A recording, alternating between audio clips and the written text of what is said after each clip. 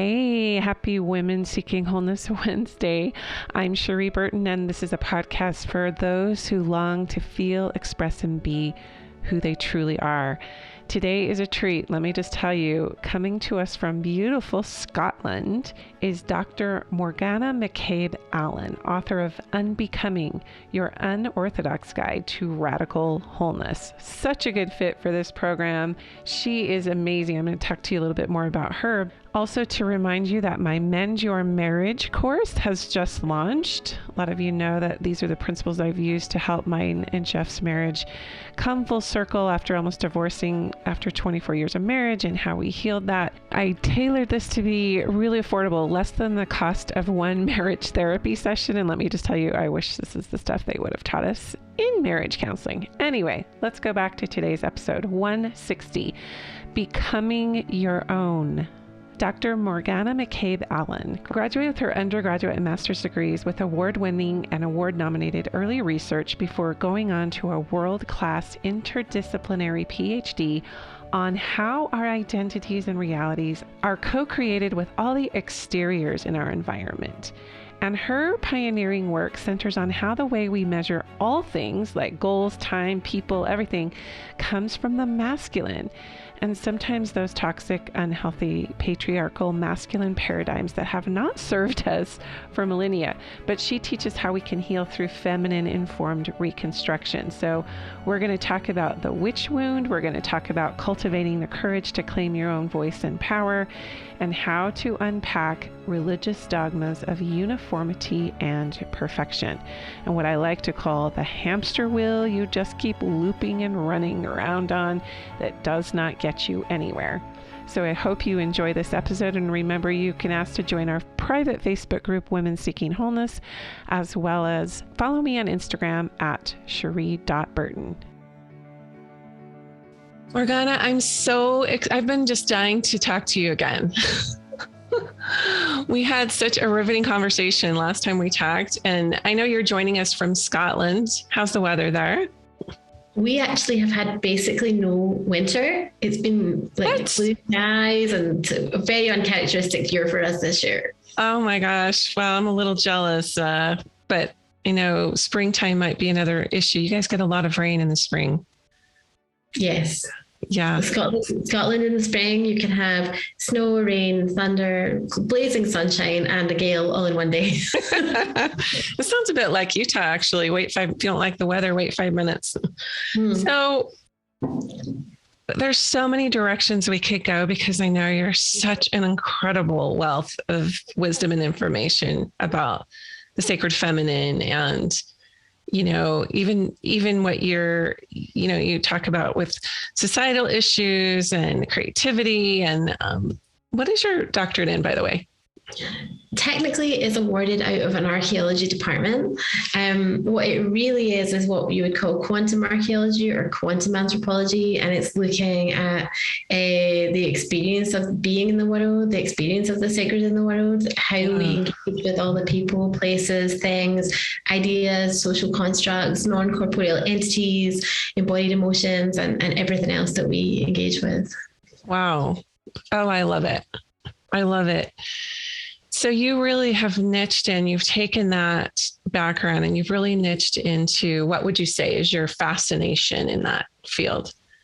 I really love here in where I am and what I'm doing now with working with women to unbecome all the things that culture has put upon us, and to find out what we really are at this like deep and divine level of ourselves, and how we can be authentically in the world. And I don't mean that sort of like authentic for marketing purposes. I mean, what is it to really be a woman and to embody that instead of being a sort of masculinized, sculpted for cultural appropriateness version of ourselves? Well, your book is called Unbecoming. And what is the byline? What is the by title? It is Your Unorthodox Guide to Radical Wholeness. Radical Wholeness. Well, you're in the right place. This is Women Seeking Wholeness. I always say, I wish you could change the name to Women Accepting or Allowing Their Wholeness, because you don't have to seek for it. It's already here. Yeah. But it never it never hurts to be able to garner more knowledge and information about where we are contextually in history, because what we're trying to do is cultivate this rich inner life when so much is happening in our exterior. This is a new era of the earth. We're definitely rising in this awareness and consciousness around what it means to be in the feminine, irrespective of gender. So let's kind of start there. What do you see happening? Like if you could pinpoint where we are anthropologically, culturally, what's happening right now? I think it's a fascinating time. Of course, I don't want to belittle the trauma that we're experiencing globally in the time of pandemic. Sure. There's also a lot in parallel with the big cultural shift that happened around about the time of the Reformation, where the witch trials were really taken off. There was at that time also global health crisis, or certainly the European health crisis and political crisis, and these great big sort of shifts. And at that time, we really shifted away from the feminine, and everything that it is to be a woman got packaged into witchcraft. So not just practices that involve something like crystals or anything, but even just women's voices, natural things about women's way of being in the world. And like birth was taken from women and sort of handed over into the masculine sphere and medicalized as the modern medicine began to be birthed shortly after that. And we're now at a time where, again, there's political unrest and there's health crisis and things, but we're seeing a shift in the other direction. I think this will sound like a really bizarre place for an anthropologist to spend a lot of time, but I spend quite a bit of time on TikTok, which fascinates me because we get tiny windows into people's lives. But those tiny windows kind of add up, and people were very unfiltered on there. And there's so much of the divine feminine and so much of what has been called witchcraft, but a huge amount of that is just the natural way of being a woman in the world. It's just being intuitive, being in a body that changes shape and sort of shape shifts as you move through it. And I think it's like a mirror image of that time where we swung very far into the masculine at the time of the Reformation, and following that, the Enlightenment, we really elevated the mind and we really came to know the world through the lens of the eyes. That we're having a shift now towards being much more embodied again and being much more in the feminine. Yeah. And I think it's such a, we've got, I think we're moving also from that sort of independent, individualistic, sort of goal-oriented personality, achiever, checklisted type of mentality, which is, can be healthy masculine, right? Into more of a inclusive, collaborative, sort of let's all come to the table and partake and be solutions focused around, what the highest answer is. Would you say that's kind of also the shift taking place? I think definitely. And I think there are many more facets also of that. But there's one thing about the masculine and that sort of goal-oriented thing that I think there's an aspect of it that can be healthy, but the vast majority of the times it's unhealthy because it's tied with the idea that, time is running out and you're only as good as the last thing that you did. And so even if you set a goal with really great intentions, as soon as you start to feel like, well, there's only this amount of time to do it, it sort of brings you back into the sort of like the toxic pattern that's associated with that. So I think that, people are really starting to question that, and to question in all different areas in personal life and in business as well.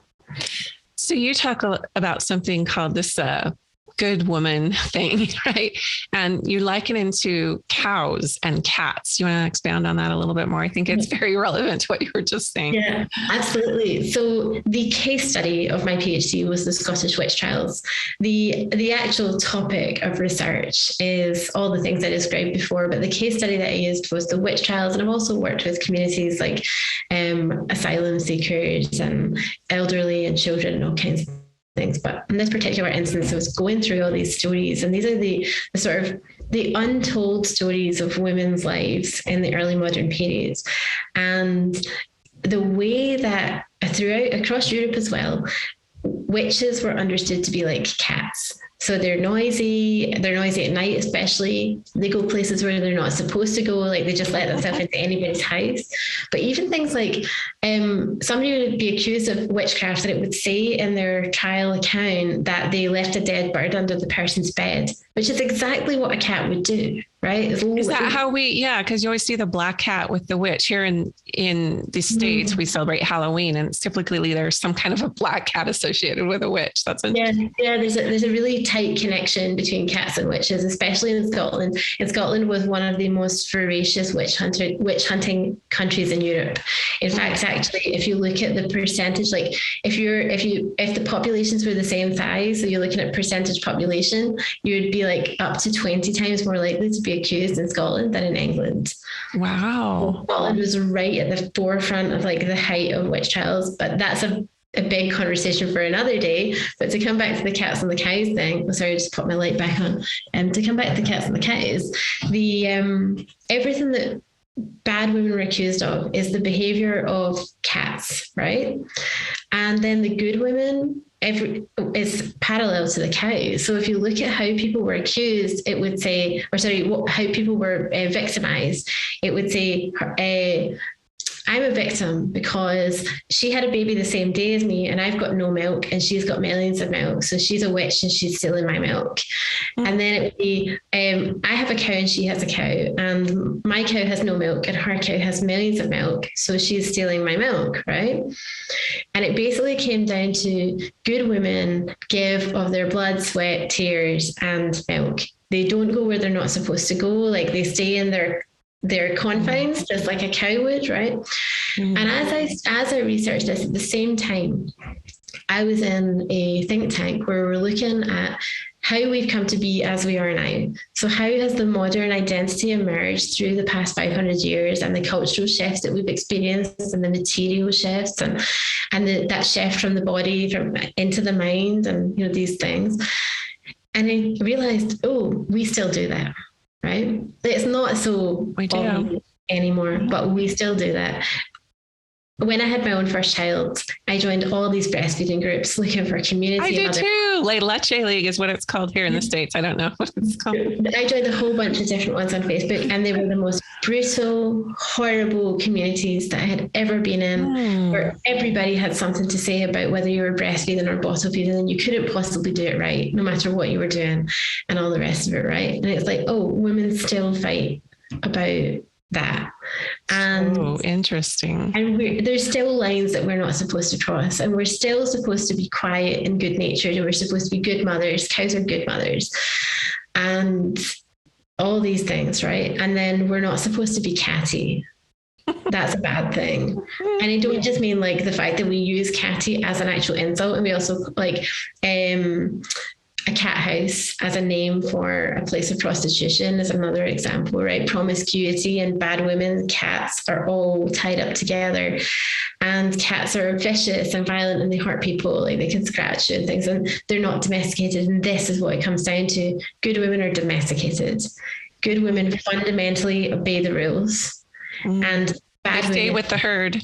Yeah, exactly. And bad women is anybody that's undomesticated. And fundamentally, cats have never actually been domesticated. Like the research shows that cats have chosen to come into our households because it benefits them and we like them being here. So we just let them stay, right? But cats have not been intentionally domesticated the way that horses or cows or dogs or anything have. And that's really interesting that we have constructed for women, obviously, in theory, choose to go into a place of employment and they choose to go into a relationship and such like. But we've constructed this illusion, this world where we don't have those choices, because in order to be good, you have to be domesticated. So you get to choose, are you going to be bad and be yourself, or are you going to be good and be domesticated? And then you don't get to be yourself. Wow. So there's such duality there with women. I don't know that it exists there for men. It's not in the same way. Not with these clear cut, like you get one or the other, but you can't have both kind of vibes.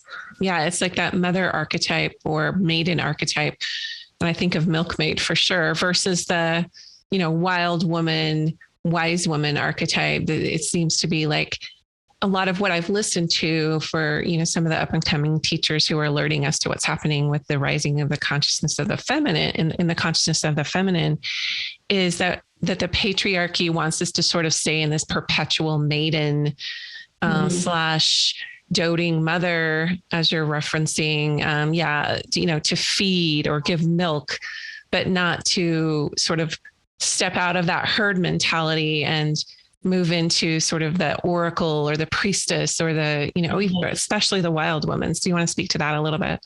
Oh yeah, absolutely. Because when we do that, that's where our creativity is. That's where but it's also where our sacred rage is. And I think that's what society is really afraid of, because the domesticated woman is taught to turn her rage inward and to blame herself and to blame the other women in her life, which cuts us off from one another and stops us forming any kind of really meaningful world changing unit, right?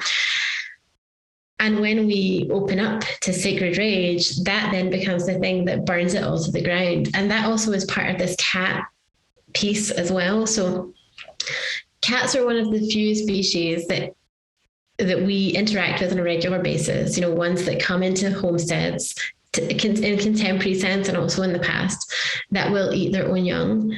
And they do it if the mother is in scarcity, right? So if there's overpopulation or there's not enough food, or if the mother is very young, she would eat her young to reclaim the biological investment. And that's one of the things that was always part of the witch accusation, was that witches ate babies, right? That's just a myth that's kind of been part of this the whole time. Right. But I think what that really talks to us about is the death mother, and about how when a woman is in scarcity, that she is the destroyer. If you look at the ancient goddesses, they'd be like the goddess of death and fertility, or, the goddess of maybe war and relationships or something like that, right? All those great goddesses. Yeah. Yeah. And so I think it is really important that we recognize that, okay, what is it that the wild woman has access to that could damage the patriarchy? And it's that sacred rage that will burn everything down. It's the fire that cannot be stopped until it has raised everything and created the space to create something new again. I just did a whole essay on sacred rage, so you're speaking my language. When I think about this propensity the culture has naturally, I think just from those old patriarchal structures, to have this sort of focus on the linear and the measurable and the scalable and the scientific and all of those things, it takes us away from, I don't want to say ambiguity because that's not even the right word, the mystery maybe, or the dark, which really feeds into that. I think also the death mother archetype that you're speaking to. I think about the goddess Inanna, the Sumerian goddess who descended into the underworld to get her sister Ereshkigal, and then her ascent, of course. All of that rich symbology and all of those myths we have that are focused on the richness of the fertile, the womb, the darkness. How do you think we're going to be able to really, everyone's, well, not everyone in my world, everyone's talking about it, but I recognize in the world at large, I'm sure too, in your world, it's very up for people and it gets so misunderstood. So how do you see that healing, or what do you think needs to happen for that to hit mass consciousness? So it's fascinating that you've just said that, because I've just written a big chunk of my book about this exact thing. I cannot wait to read it. So the sort of the first, after the introduction, the first main chapter, and then also onwards kind of into the book, is really about this. About we have to start to address the fact that science is in itself as much a theology or a religion, in a sense, in that we buy into the numbers without questioning whether or not those numbers are in any way meaningful. And when we measure things, we are saying that is meaningful. And when we put a value on a specific measurement being reached, we set a bar for everybody, and none of it is, it's all ontological. It's all something that comes from inside of the framework of our specific cultural system. So we have a way of understanding what it is to be in the world, which is informed in a huge and skewed way by the masculine, and specifically the toxic masculine. And that then sets all the numbers that we value, right? So that, that becomes the baseline is there. And then the more we measure things, the more important we think the measuring is, and it's growing and growing and growing. Then it creates a standard, and it's ratified by the scientific community or the other think tanks. And we've forgotten that it's not real, like, because when you're inside of an ontological system, it's your reality. You don't realize that it's just one of many systems. And even when you encounter another ontological system, you just think, well, that one is wrong. That's one of the things that, there's so many problems that could have been avoided. So if we look at like the AIDS crisis in Africa, it's a really powerful example. The ontological system of Christians coming in as missionaries and delivering things like contraceptives and stuff like that to try and impact the AIDS epidemic there. They were bringing their belief system. So when they were saying, well, you have to use them because of all these scientific reasons, the African community, that's not inside of their system. And of course, the immediate thought from the scientific and the religious community was, well, they're wrong. And the thing is, though, you experience the reality that you believe in. If you really strongly, deeply believe that you will be healed by something, there's a very great chance that you will. If you really strongly, deeply believe that you'll die of a curse, there's a very strong chance that you will, right? So your reality is so massively informed by the internal system of which it is part, that these two incompatible systems that were for the lived experience of each group and equally valid for each group as they lived it, came up against each other, and just there was no understanding between one another. There's no attempt to try and like create a cultural understanding. So for a really long time, there was no movement forward. And that's a really, I think, a very solid example of how we forget we're inside a system of values. We think that ours is objective because we're inside it.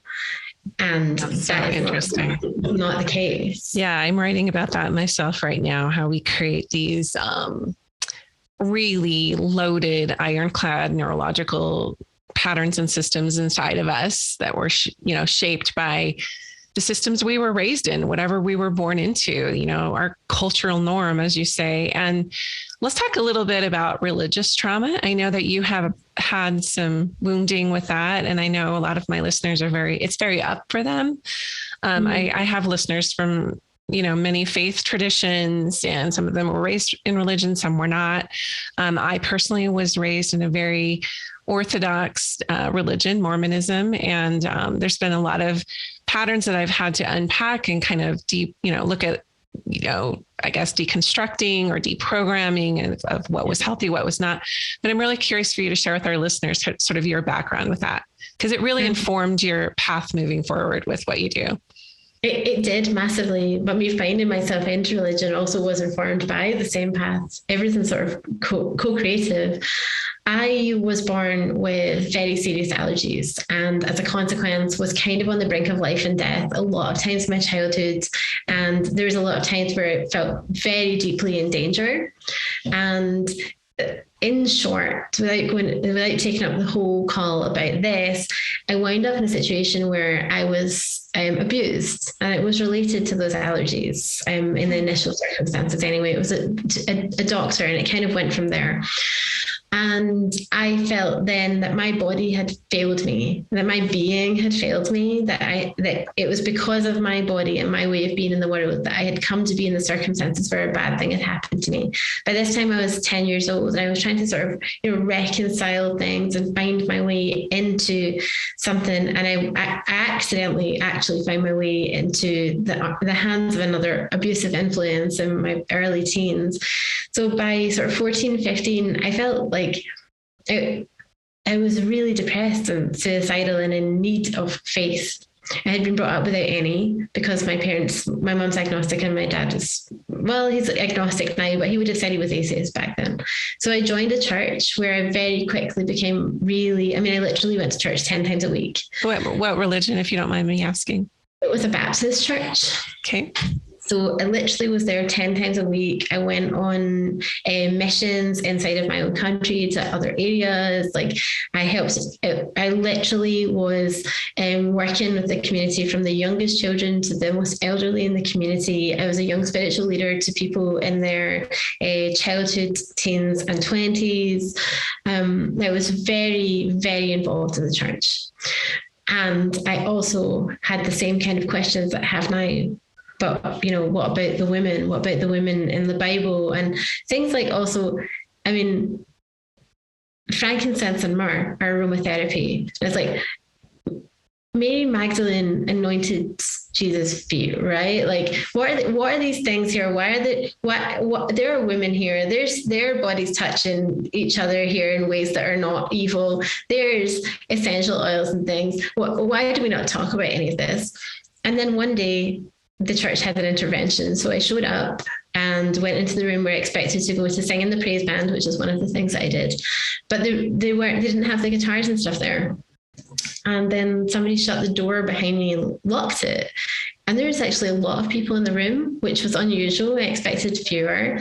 And then somebody that I thought was a very close friend said, "We're here to have an intervention for you." And then the minister and the minister and the deacon also came out from another room, from the little side room.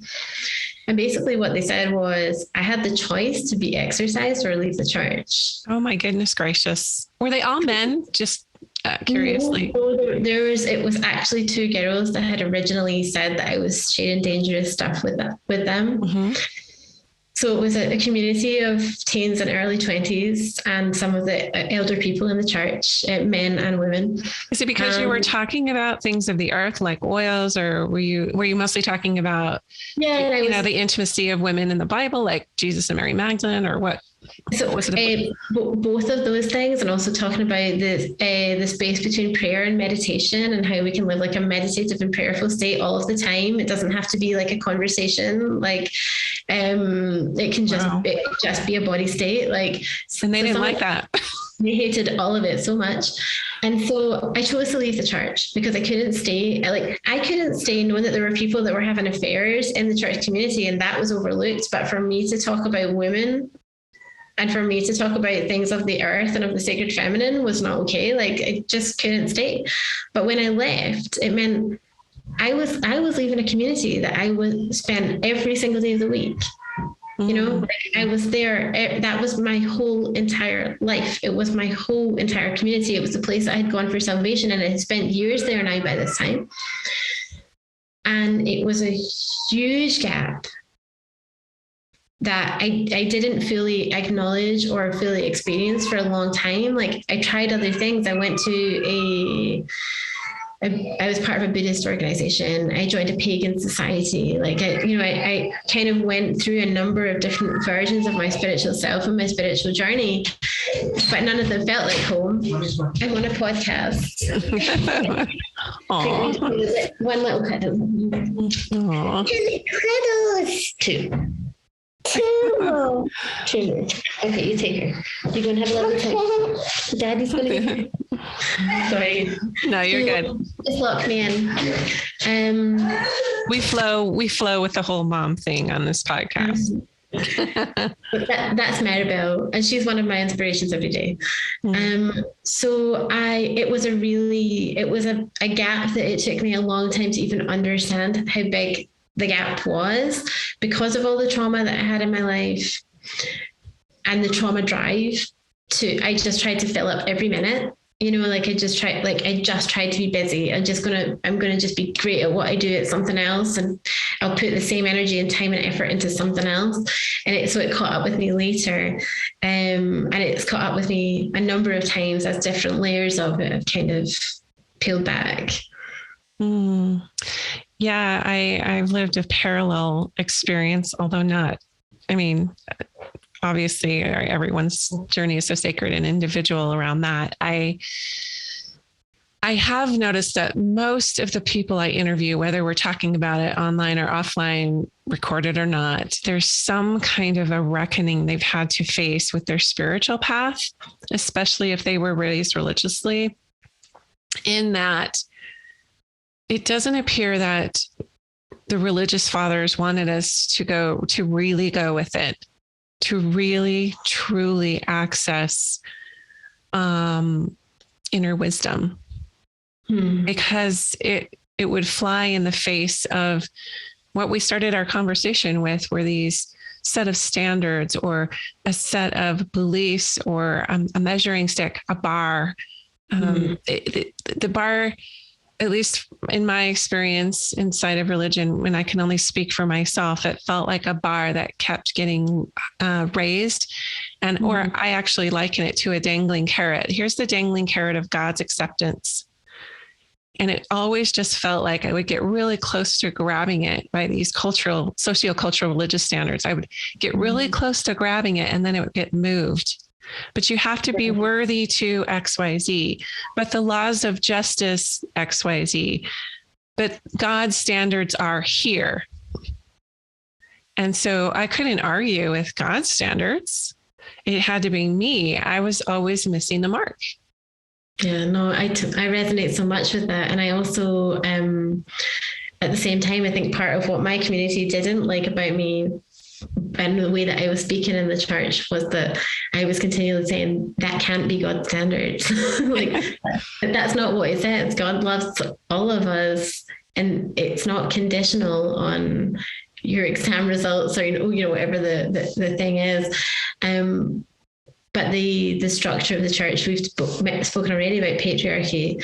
The way that faith is administered, I don't think has very much to do with God or what God is at all.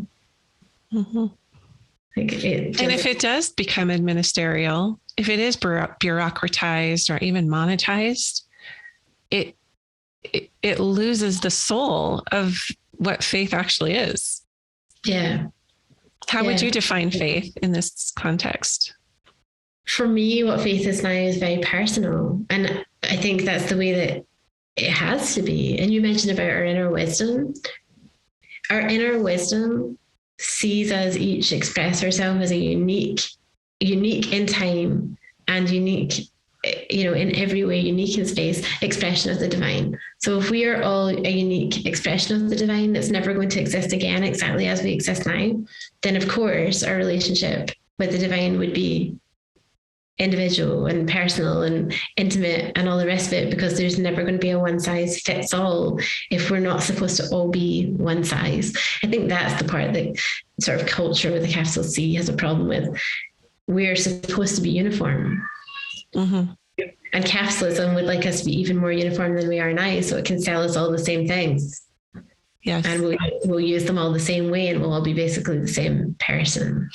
And the narrower and narrower and narrower the path and the standards are, the more conformity and uniformity, as you're talking, it's like a homogenized way of worshiping. And that cultural standard that becomes the norm is actually a super high standard. It becomes unattainable. As I was mentioning, I don't know if we talked about this when we talked about before, but this hamster wheel of perfectionism, it's like similar to the dangling carrot I was talking about, but it just loops and loops and loops, and you're running and running and running. For me, it's had to come back to, the sacred feminine was all about my awakening, and it started with Mary Magdalene, and it started with just feeling what is now, I now come to know as the call of the Magdalene, which is to come back to that sovereignty and the inner authority. And religion took me to a certain stage and gave me, I guess, the scaffolding or the structure to be able to even recognize, and there's some shadow aspects of even that, but it gave me a framework for the divine that put me in a position where I could understand my place in the cosmos until it didn't. Until it became that homogenized, here's your place in the cosmos. Here's what you'll be doing in the afterlife. And part of my wounding within Mormonism came from this practice of polygamy, the early practice of polygamy that was instituted in the early days of our church. and is still on the table as a doctrine called the New and Everlasting Covenant. So I was looking at my place in the cosmos as married to a God husband who had a plethora of other goddess wives, myself being one of them. So it was very disturbing to me, even as a young girl. And it's taken this, through this sacred rage process of sort of alchemizing no one ever asked me how I actually felt about it. It was, here's this doctrine, or it's, oft referred to as sort of this, well, I won't go there. Anyway, suffice it to say, that was very traumatizing for me. I first learned of it at age 9. And it carried 40 years later. I had a reckoning with it, literally 40 years later. It took 40 years. So if you're talking to somebody who has experienced some kind of a wound, or maybe they've had an intervention or confrontation, maybe they've had a worthiness issue, let's just say, in some way, shape, or form with their religious clergy, how do you take that and sort of, and the best word I do have is alchemize that wound for your own courage, for your own, to cultivate your own voice, to reclaim it? That's such a wonderful, wonderful question, actually. And there are two pieces that I would reflect on. And one of them is not to sort of give up on those beautiful moments and those moments of connection. Like, I experienced a beautiful faith and I had a beautiful connection to the divine when I was just doing it my own way and not knowing that I was doing it wrong, in inverted commas, before my church caught me and said, "Oh, you're not supposed to do that." I used to just pray in silent sort of contemplation for 3 hours a day and feel deeply, deeply connected to the divine, and had a very spiritual life. And it got me through a really hard time. Like you said, it gave me a framework until it didn't, right? It's easy to say, okay, well, that's it, I'm done with the divine, and none of that, like, and sort of to throw it all out. I think that there's an important part is actually recognizing the parts of yourself you did find there, and don't throw them away. Recognize that those higher vibrational experiences, and keep them, and not let the experience that you've had take them away from you, because then it's like, well, you're trying to reclaim one part, but you're doing it by throwing another part away. So keep the great parts of yourself that you did find there is one. And then the other thing is, okay, so how do we then reclaim other parts? And from my perspective, I really believe that we have to go through the dark night of the soul. You can't bypass it. Absolutely. And you will find, I don't know if you're familiar with Star Wars, or your audience is familiar with Star Wars. Oh, yes. Well, I'm not as nerdy as some people about it, but yes, I have a basic working knowledge. So there's a bit on Dagobah where Yoda is telling Luke to go into this cave, and Luke says, "Well, what will I find in there?"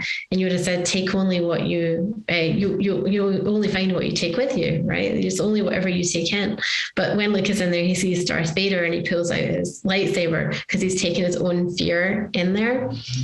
And that's the dark night of the soul. That's exactly what you will find in there. You will find yourself. You'll find your own fear of your own inadequacy and things. And the really important part, and then when you go in there, is instead of thinking, "I'm broken," or instead of thinking, "I don't like this, it's scary, I'm leaving," is to love those parts. Like, love the part of you that's afraid, love the part of you that feels like it's not enough, love the part of you that doesn't want to be seen. In that moment, love all of those parts. And then from there, you can come through it and step by step find more of them and bring more of it into your life. So I love the old stories of fairy accounts. So these are not fairy tales. These are the stories where people said they had been abducted by fairies. Wow. These are the origin stories of the people that we mentioned at the beginning of the call. Like, these are the origin stories of the wise women and the shamans and the healers, and like the women that were in their mystic powers and stuff. And there would invariably be some trauma that is kind of buried in their fairy account. It could be illegitimacy, or potentially maybe sexual assault or incest or maybe infanticide or infant death. Like, so their stories of their engagement with the fairies have these kind of like dark elements or whatever, but they would go into the fairy realm, and then when they came out, they would have a magical power. So that was their kind of initiation into like the sacred, divine, feminine way of being in the world. And I think a beautiful exercise is to create a fairy tale of your own life and write your own life. Like, this is actually going to be in the book, but write out your own life as a fairy tale where you get to be a magical character. And then, you know, what amazing tools have you got on the road while you were there? Like, did you get a lightsaber, or did you get a special magical sword, or, you know, something like that? Like, did you get a magical potion? Like, but just sit down and be imaginative and creative and free write and write a fairy tale. And invariably the things that we wind up getting on our fairy tale adventure are the medicines for what we need in our own life. I love it. And the power of archetype and myth and story is so and using our imagination. So integral to our whole, you know, destiny, you know, that we're drawn to certain archetypes for reasons. And then we get to create we are mythical figures. We really are. We're mythical gods and goddesses. And we're on this journey of trying to find this magic. And, I want to bring up one more thing as we sort of round this out, because I know you talk a lot about, you know, being this, what you call this wild wisdom, like embodying this magic. What have you seen as a tool outside of what you just mentioned, which is really powerful, which is sort of writing your path forward as this, you know, the starring role of your own being, Luke Skywalker, whoever. But what is that wild wisdom? How have you found practically to sort of embody this or come to accept it? Because I think the disconnect for a lot of us is we're waiting for that permission to access our wisdom because we're trying to check it out with a larger culture.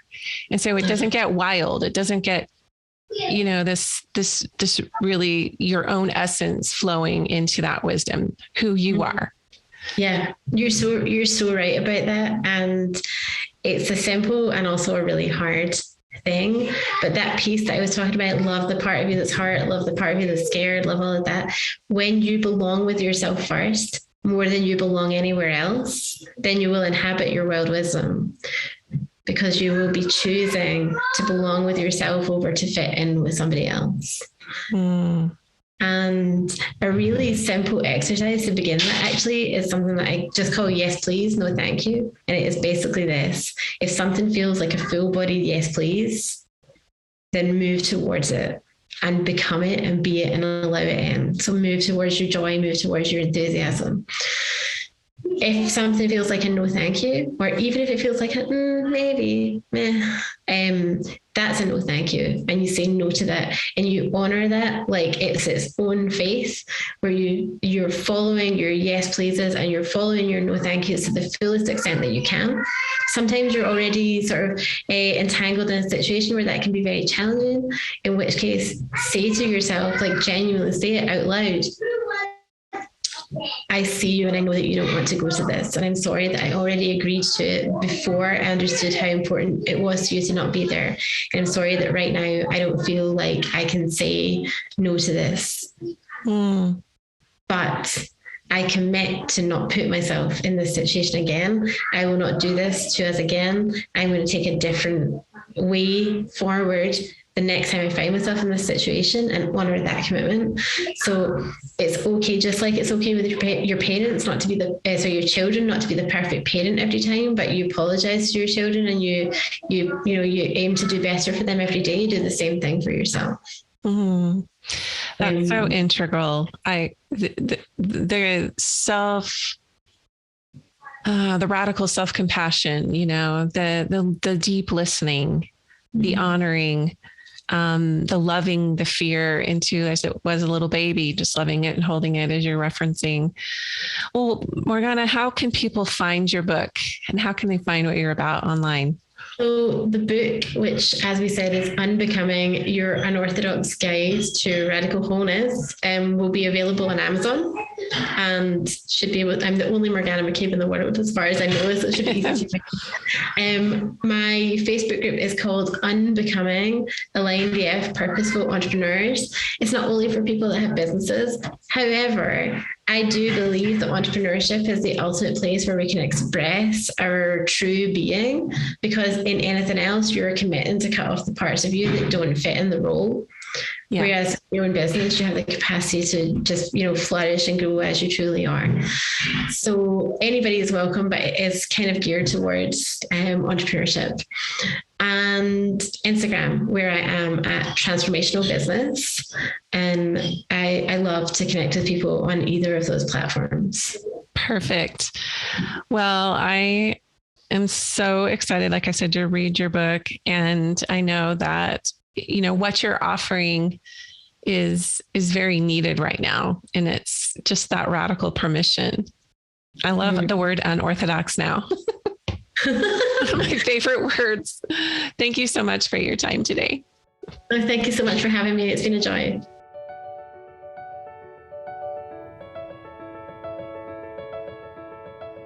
I love this discussion. I love that we were able to get to the heart of belonging to yourself. And again, you can find her book Unbecoming on Amazon. Her work is brave, and I honor women who are doing this kind of work by speaking out against these old systems and paradigms that are no longer serving us.